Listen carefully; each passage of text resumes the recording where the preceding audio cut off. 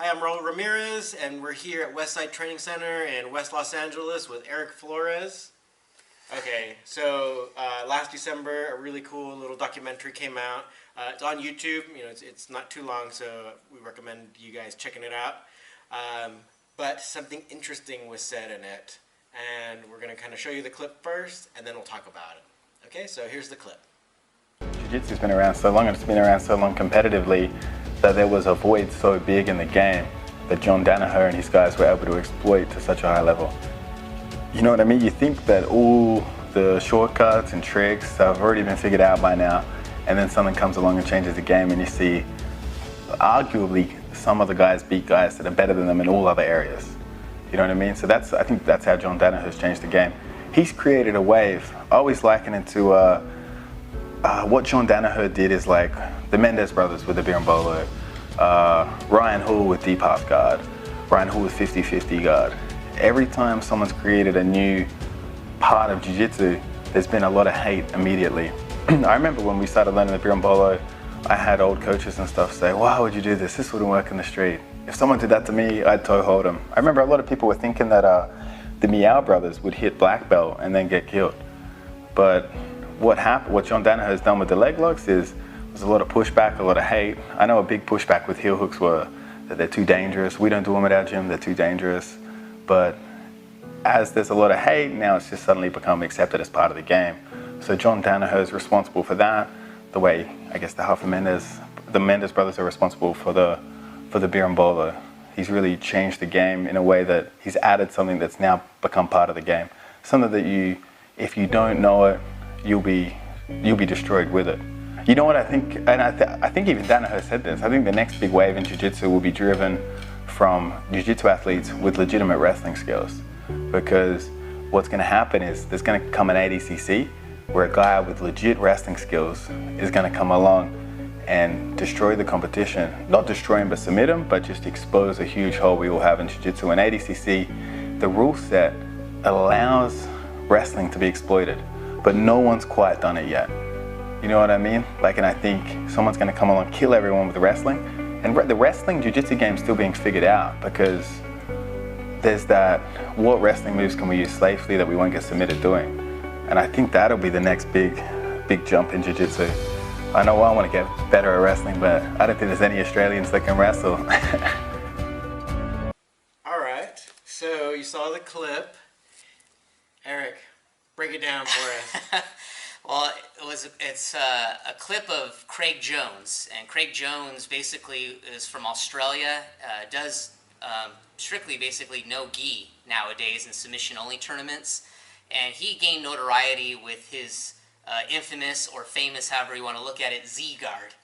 And Z-guard was a different way to have leg lock entries, and he was just submitting guys with the same submission over and over again, but using his Z-guard to make those entries from different angles, but then he'd pull off the same submission, and people just couldn't figure it out.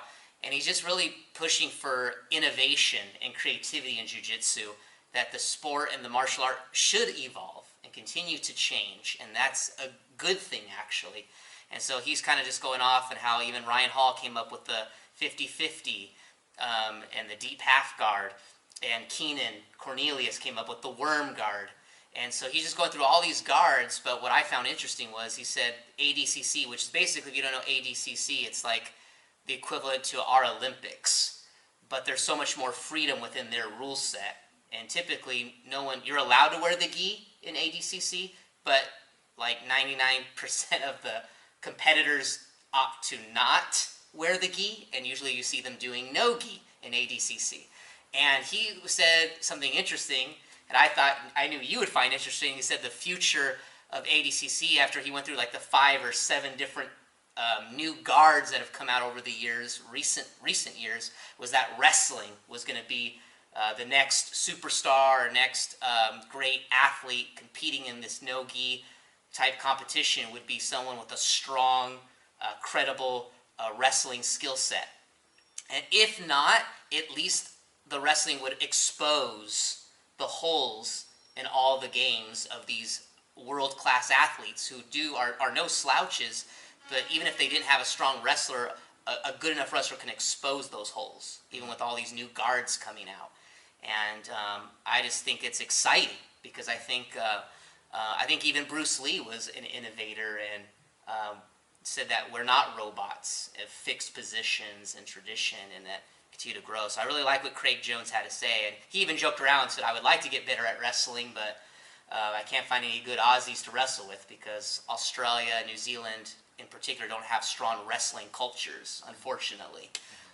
So even he joked around about his own countrymen, how he would like to improve in that area of his grappling game, but it's not like he has a ton of people to work with because he's in Melbourne.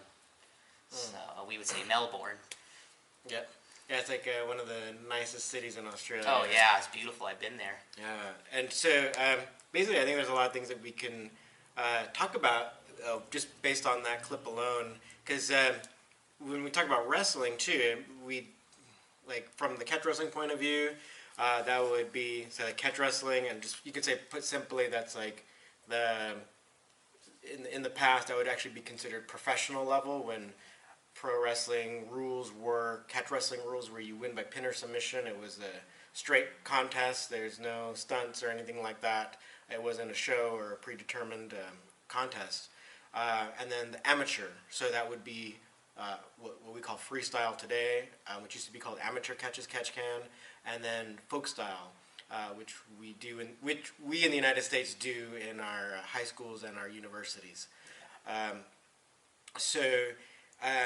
We would have, like, I think most people would think, like, that wrestling means the amateur versions. Right. Because there's so few, like, real catch wrestlers around, and so they wouldn't really know. And also, too, like, we're trying to build a lot of catch wrestler, create the next generation. So very few would, like, say, be at the highest level, like, currently. So it's still quite rare. But so you have a lot of amateurs around. But the thing is, amateurs, they don't have submissions, and they have a lot of rules nowadays. Like more, just almost just like IBJJF. Yeah, that's true. They keep adding rules, or they have all these kinds of things like advantages, and a lot of times, a lot of people are playing towards those rules. So if there's no submissions in amateur wrestling, people are going to be really good at at playing in that rule set. Right, so they're not going to be worrying about all these kinds of double wrist locks, toe holds, and stuff like that. But that being said, still having a good sense of just wrestling fundamentals can get you really far. Yeah.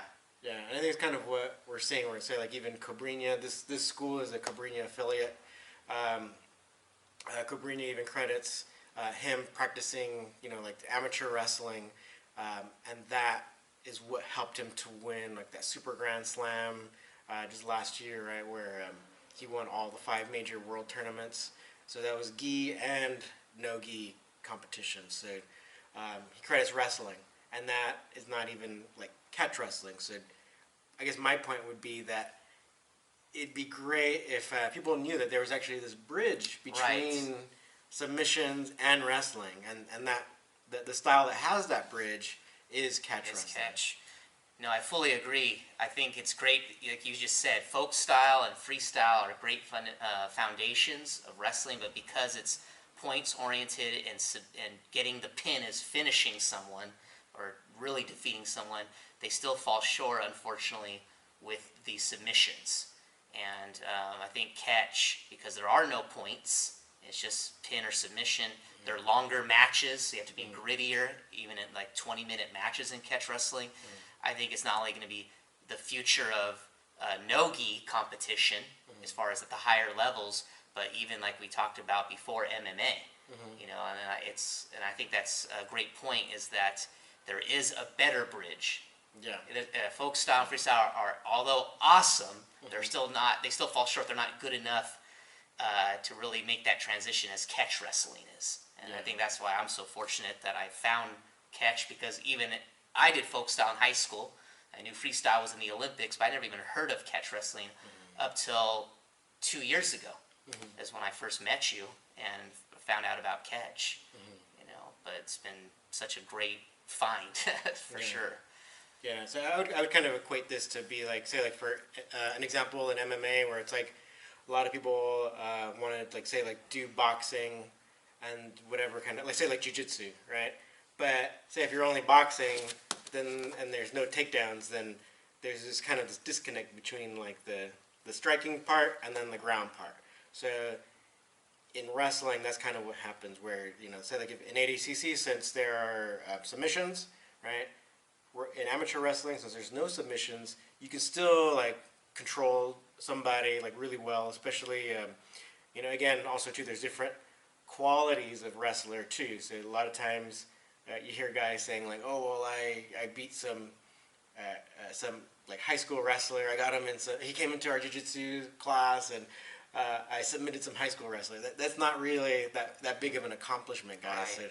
So, when you have like a higher level wrestler, someone who's like Division II, Division I, or even like say if you're not in the United States and you have people who are competing on the national team for freestyle, it's a whole different ball game. So they can still like really control kind of like where the match happens.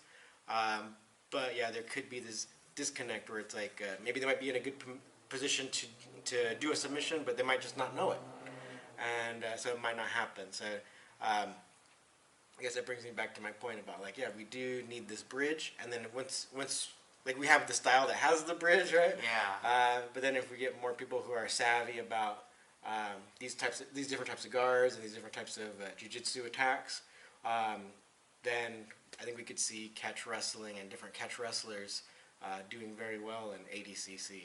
Well, I think, Coach, just to even add to that, I do remember in the documentary that Craig Jones said that even when Eddie Bravo came out with the rubber guard, and there's even a video of him showing Hickson Gracie the rubber guard and explaining to him the rubber guard, and going off on all these different guards. He says every time a new guard came out, they would always, which is true, I guess, in every area of life, get haters, get criticism and pushback, and you're disrespecting the art and the tradition. And Craig Jones was just saying, no, it's just actually more of a compliment, And so I think even people who watch this channel and things like that, it's basically trying to give catch wrestling that platform that it is on its own an awesome martial art.